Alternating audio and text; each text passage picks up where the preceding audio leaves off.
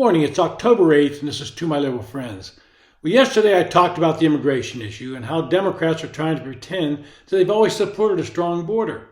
As I said then and continue to say today, they're trying to rewrite history in an effort to save themselves politically. But you can't just make some blanket statement about immigration. You have to understand what has brought us to this point where upwards of 10 million migrants have crossed the border during the Biden administration. And we should start with the last perturbation of an immigration bill. It was simply not just an immigration bill, but it was tied to more aid to Ukraine in the war with Russia. Now, many Republicans have serious reservations about how much money we can keep sending to Ukraine and the levels of corruption within the Ukrainian government. And that became a major factor in rejecting the bill. Now, Democrats have a majority in the Senate, and they couldn't pass it there either. So they just go around complaining it was Donald Trump that tanked the bill by telling his supporters not to vote for it. That's simply not the case. However, there are deeper reasons for the deadlock over immigration.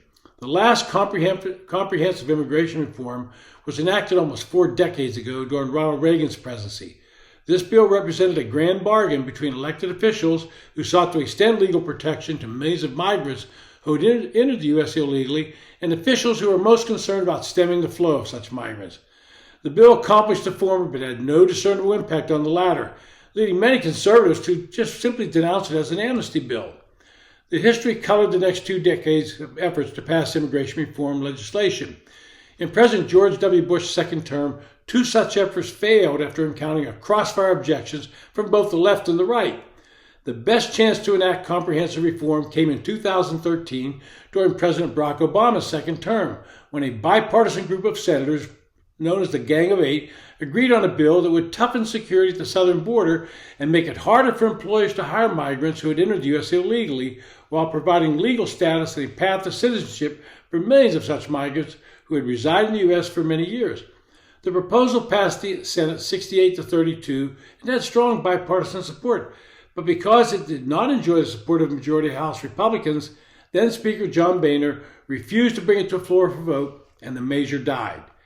President Trump's policies aroused vehement opposition from many Democrats, and the party's presidential nominee pledged to end them.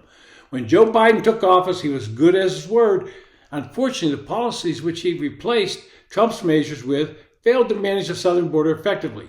Encounters with migrants at the southwestern border rose to 1.7 million in fiscal year 21, 2.4 million in 22, and 2.5 million in 23.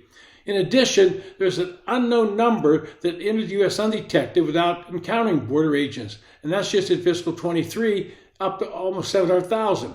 During the first quarter of fiscal year 24, from October to December, encounters totaled 785,000, putting the United States on a pace for 3.1 encounters during the current fiscal year. Well, immigration patterns have drastically changed during these last decades. In earlier times, the vast majority of border crossers were young Mexican men looking for work. But in the past 20 years, the migrant crossers have shifted to families from Central America. And now it's people coming from all over the world. They get to a country in the Western Hemisphere and make the trek to the U.S. border. Now, the evidence suggests that most asylum seekers were fleeing poverty, lack of economic mobility, crime, and political disorder. All good reasons for leaving, but they do not meet the standard for being granted asylum. Nevertheless, the law requires that asylum claims be assessed on a case-by-case basis. And as the number of cases rose sharply, the institutions responsible for adjudicating them were simply overwhelmed. During the past decade, the share of immigration cases resolved each year has fallen by half, and the backlog of pending cases rose from about 400,000 in 2013 to 3.1 million by the end of 23. Few were held in detention for long periods. Most were released into the U.S. with court dates far in the future, a policy that critics denounce as catch and release. What Biden has done is use his executive authority to parole up to 30,000 people from Cuba, Haiti, Nicaragua, and Venezuela to legally enter the United States each and every month. That's up to 360,000 a year. And they're not supposed to be here permanently, but the reality is they have no intention of leaving, and once they start to have children here, they claim some new status based on their children being U.S. citizens. Well, Kamala Harris is now trying to pretend that she understands the border crisis, never went there while she was vice president before the campaign, and gives off a weak impression that she's going to solve the crisis. But according to the Border Patrol, they've encountered over 2.4 million migrants crossing the border since September of last year. and that doesn't count the getaways. The surge is not only abating, it's increasing. Immigrants remain the number 3 issue to voters, and 11% of them say it's the single most important issue. Overall, 53% of the voters rate illegal immigration as extremely important in determining their vote.